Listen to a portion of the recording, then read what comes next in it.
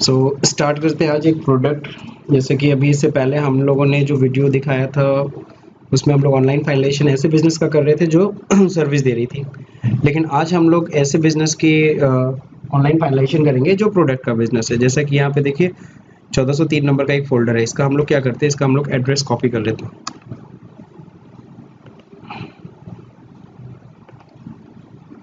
Select company और यहाँ पे हम लोग क्या करेंगे, एड्रेस पेस्ट कर देते हैं, इंटर करते हैं। देखिए आदर्श मशीनरी करके कंपनी आ गई। इसी का हमें ऑनलाइन फाइनेंशियल करना है। तो आपको पता है, मैंने पहले ही बता रखा है कि ऑनलाइन फाइनेंशियल करते हैं तो हमें डिस्प्ले के अंदर कई लोग जाते हैं, कई लोग डे बुक्स के अंदर जाते हैं, फिर अल्ट F2 दबाते हैं, फिर पूरे साल भर की एंट्रीज को चेक करते हैं। ये सबसे बोरिंग तरीका है, इससे कभी करना भी मत, ठीक है ना। हम लोग को करना क्या है, प्रॉफिट एंड लॉस और बैलेंस शीट। कोई भी एंट्री डालते हैं तो प्रॉफिट एंड लॉस में आएगी तो बैलेंस शीट में आएगी। तो इन्हीं के हेड्स को हमें बस चेक करना हो, तो इनके हेड्स को चेक कर लीजिए, पूरा रिकनसाइल हो गया। रिकनसाइल कह रहा हूँ, फाइनलाइजेशन हो जाता है। अब देखिए यहाँ पे दिखाया था, मैंने बोला था आपको opening stock and closing stock check करने की ज़रूरत नहीं होती है। हमें बस करना क्या होता है, परचेज को चेक करना है, वेजेस चेक करना है और इधर सेल्स को चेक करना। ओपनिंग स्टॉक क्लोजिंग स्टॉक को चेक करने की ज़रूरत नहीं है। चलिए परचेज को चेक करते हैं। परचेज पे जाते हैं तो देखते हैं कई एंट्रीज हो रखी हैं। तो यहाँ पे अल्ट F2 करके परचेज का लेज़र पूरा खोल लेते हैं। तो करीबन कितने परचेज दिख रहे हैं, 4 परचेज। इस 4 परचेज में देखिए पहला परचेज है अजय कंपनी से, ठीक है। नरेशन नहीं है, अगर नरेशन नहीं है इसका मतलब आप खुश हो जाइए, क्योंकि यहाँ पे आपको कुछ भी करने की ज़रूरत नहीं है, किसी का नरेशन नहीं है, बहुत बढ़िया। अब हम लोग क्या करेंगे, यहीं पे हम लोग लाइन से सारी पार्टीज का भी लेज़र खोल के यहीं पे चेक कर सकते हैं। इससे क्या होगा, क्रिएटर्स का लेज़र भी चेक हो जाएगा।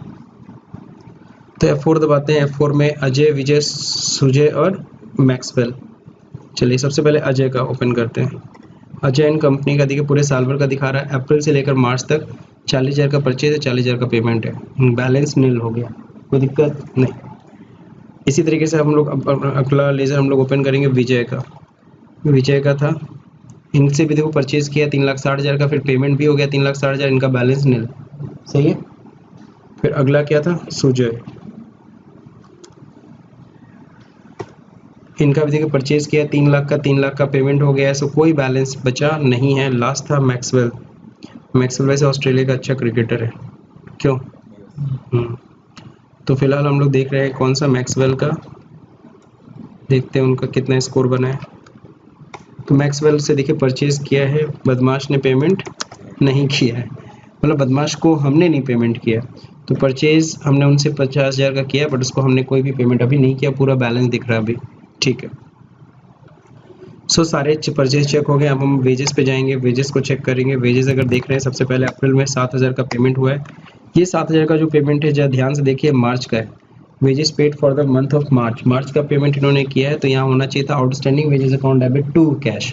इन्होंने wages account debit to cash कर दिया है। सो यहाँ पे हम रेक्टिफिकेशन एंट्री डालने वाले हैं, वेजेस को क्रेडिट कर देंगे और आउटस्टैंडिंग वेजेस को डेबिट करेंगे। चलिए देखते हैं, और मेरे ख्याल से आउटस्टैंडिंग का लेजर बना होगा। सो आउटस्टैंडिंग को डेबिट करना था, आउटस्टैंडिंग वेजेस को कितने से डेबिट करना था, 7,000 से। 7,000 बैलेंस पड़ा भी हुआ है, आप देख भी सकते हो। जैसे इंटर करेंगे यहाँ नील हो जाएगा। वेजेस को क्रेडिट कर देते हैं। ये एंट्री कब होगी, पहली चीज़ तो ये एंट्री F7 में करनी थी। सो F7 दबा देता हूँ, जनरल कर देते हैं कि जनरल हो गया। और फिर यहीं पे क्या कर देते हैं, F2 करके डेट सही करते हैं। एंट्री कब होगी, 31/3 को मार्च में। हम लोग रिकनसाइल कब कर रहे हैं, सॉरी रिकनसाइल कर रहे हैं, और फाइनलाइजेशन कब कर रहे हैं, साल के अंत में। नरेशन लिखेंगे, being entry rectified, that's it. बाहर आते हैं, अब फिर से चले जाते हैं कहाँ पे, again profit and loss account open करते हैं, डिटेल्स चेक करते हैं। वेजेस में 84 हो गया। मई में 14,000 क्यों दिख रहा है, चलिए देखते हैं।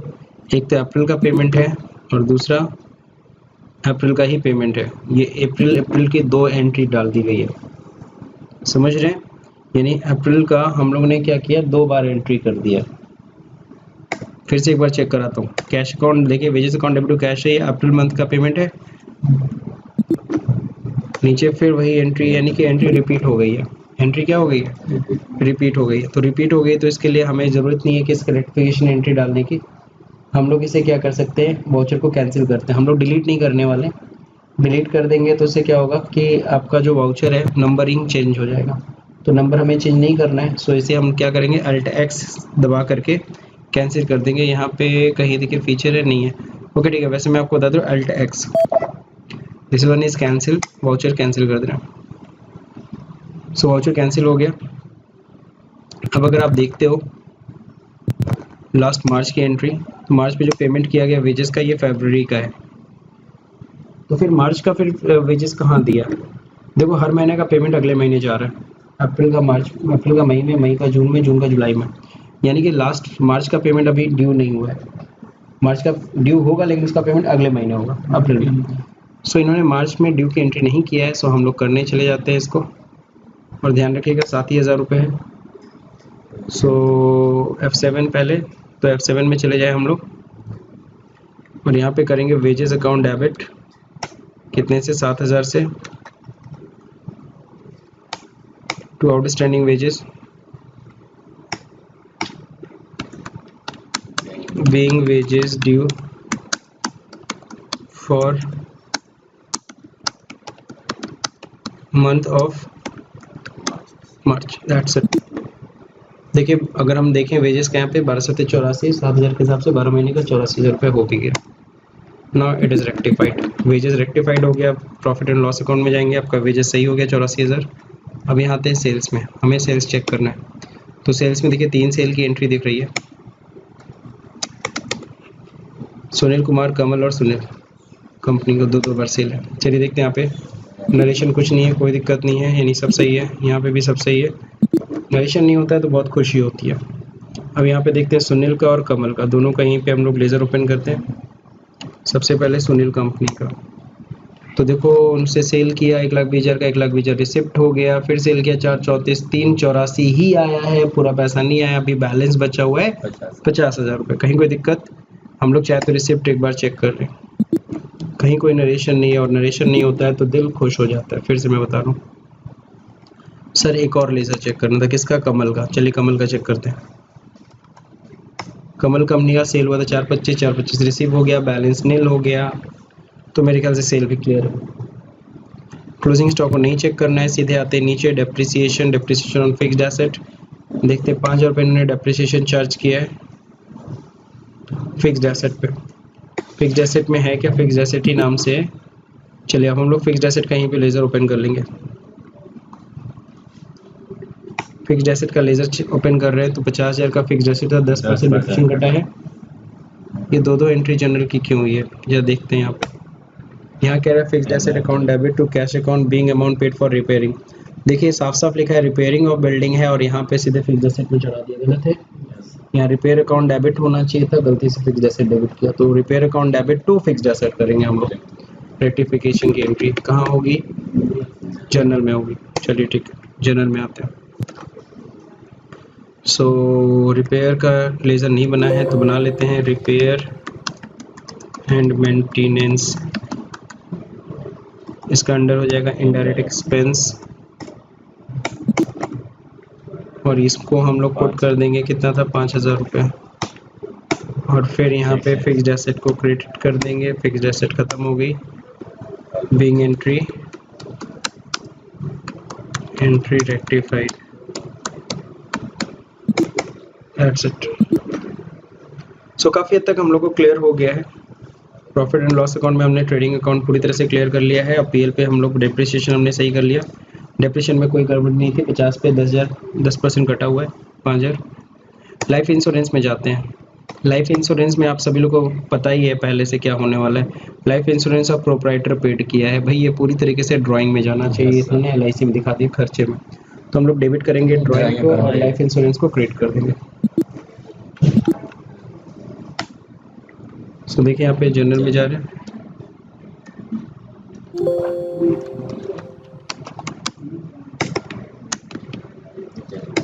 ड्राइंग अंडर कैपिटल, फिर यहाँ पे दिखाना है 12,000 रुपये, और क्रेडिट हो जाएगा वहाँ पे LIC प्रीमियम। सॉरी छीता था, 10,000 था, 14,000 था, 10,000 था लग रहा है, नहीं लोगे। Being entry rate control R दबा दीजिए, रिपीट हो जाए बिंग एंट्री रेक्टिफाइड। सो देखिए यहाँ पे LIC हट गया। अब रेंट पे देखेंगे, ट्रेंड देखिए 3,000 4 बार दिया गया। तो अप्रैल मई जून 3 महीने का एक साथ पेमेंट है। लास्ट वाला चेक कर लेते हैं, जनवरी से मार्च का पेमेंट है। सो सारे साल का सही है, प्रॉपर है, कहीं कोई दिक्कत नहीं है। रिपेयर मेंटेनेंस अभी भी हम ही लोग ने बनाया, सही है। फिर सैलरी देखते हैं, सैलरी सारे महीने का 5,000 सही लग रहा है। ये पहले महीने का 4,000 ये गड़बड़ लग रहा है। ये देखिए 4,000 का पेमेंट कब का है, पिछले साल मार्च का। आउटस्टैंडिंग सैलरी यहाँ डेबिट होनी चाहिए थी, इन्होंने सैलरी डेबिट कर दिया, तो हम लोग रेक्टिफिकेशन एंट्री डालेंगे, outstanding salary account debit to salary account 4,000 से। सो F7 और यहाँ पे क्या करेंगे, सी सॉरी आउटस्टैंडिंग का बना हुआ है। आउटस्टैंडिंग सैलरी अकाउंट डेबिट 4,000 रुपये, और यहाँ पे सैलरी अकाउंट क्रेडिट कर देंगे कितने से, 4,000 से। Being entry rectified. फिर से प्रॉफिट एंड लॉस में आते हैं हम लोग। यहाँ पे सैलरी चेक करते हैं, 5,000 रुपये के हिसाब से 12 महीने का 12×5 60 होना चाहिए, यानी 5,000 लेस है। लास्ट में देखते हैं, ये जो पेमेंट हुआ है सैलरी का, फरवरी का पेमेंट मार्च में हुआ, लेकिन मार्च का पेमेंट मई अप्रैल में होगा। लेकिन अप्रैल में भले करिएगा, लेकिन ड्यू की एंट्री तो करनी चाहिए थी। सो ड्यू की एंट्री हम लोग करने जाएंगे अगेन जनरल में। सैलरी अकाउंट डेबिट 5,000 से हो गया 60,000 टू आउटस्टैंडिंग सैलरी।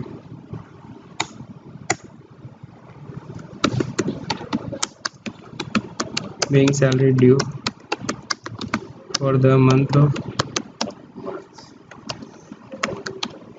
March.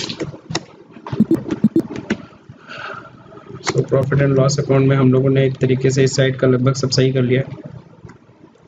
अब ये डिविडेंड क्या दिखा रहा है, चलिए देखते हैं।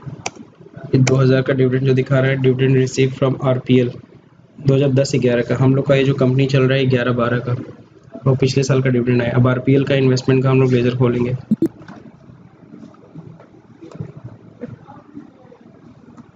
RPL का इन्वेस्टमेंट हमने खरीदा कब है, हमने इसी साल खरीदा है 20,000 में, और 10% डिविडेंड जो पहले से इस पे, तो 20,000 का 1 फरवरी में हमने खरीदा है, डिविडेंड अभी मिला, यानी कि हम 18,000 रुपये हमें पड़ा।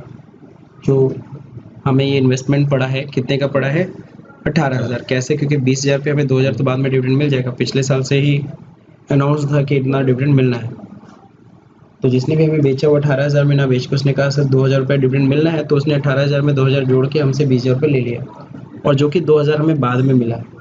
तो एक तरीके से वो प्रॉफिट नहीं है, वो तो हमारी कॉस्ट कम करेगा ना, तो डिविडेंड के रूप में नहीं दिखा सकते इसको। यहाँ पे एंट्री होनी चाहिए थी RPL इन्वेस्टमेंट अकाउंट क्रेडिट और डेबिट में SBI। सो यहाँ पे हम लोग क्या करेंगे, डेबिट करेंगे डिविडेंड को, और RPL इन्वेस्टमेंट को क्रेडिट करेंगे। F7 डिविडेंड को हम लोग डेबिट करने वाले हैं। 2,000 पूरा नील ख़त्म हो गया, इसको हम लोग क्रेडिट करेंगे RPL इन्वेस्टमेंट के थ्रू। और अब हमारा इन्वेस्टमेंट हो गया 10,000। Being entry rectified.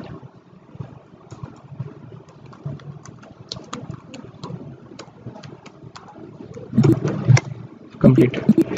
सो हम लोग का प्रॉफिट लॉस अब पूरी तरीके से सही हो गया। अब कोई टेंशन नहीं, प्रॉफिट कितनी उठ के जा रही है, 73,000। अब हम लोग को जाना है बैलेंस शीट के हेड्स चेक करने। कैपिटल ओके है, कहीं कोई दिक्कत नहीं, ड्राइंग दिया जा चुका है। क्रेडिटर्स ऑलरेडी हम लोग ने चेक कर लिया था, बस मैक्सवेल का 50,000 था। आउटस्टैंडिंग सैलरी सही है, आउटस्टैंडिंग वेजेस सही है, प्रॉफिट सही है। अब इधर आते हैं, फिक्स एसेट पर डेप्रिसिएशन भी काट रखा है इन्होंने, इन्वेस्टमेंट भी दे रखा है 10% का। क्लोजिंग स्टॉक चेक करने की ज़रूरत नहीं है, डेटर ठीक है, कैश इन हैंड बैंक में कहीं भी नेगेटिव बैलेंस नहीं है। So now it is rectified. So thank you for watching this video. इसके ज़रिए आपको ये समझ में आ गया होगा कि प्रोडक्ट का अगर बिजनेस होगा तो रेक्टिफिकेशन कैसे करना है, ओपनिंग स्टॉक क्लोजिंग स्टॉक को नहीं चेक करना है। So thanks all of you.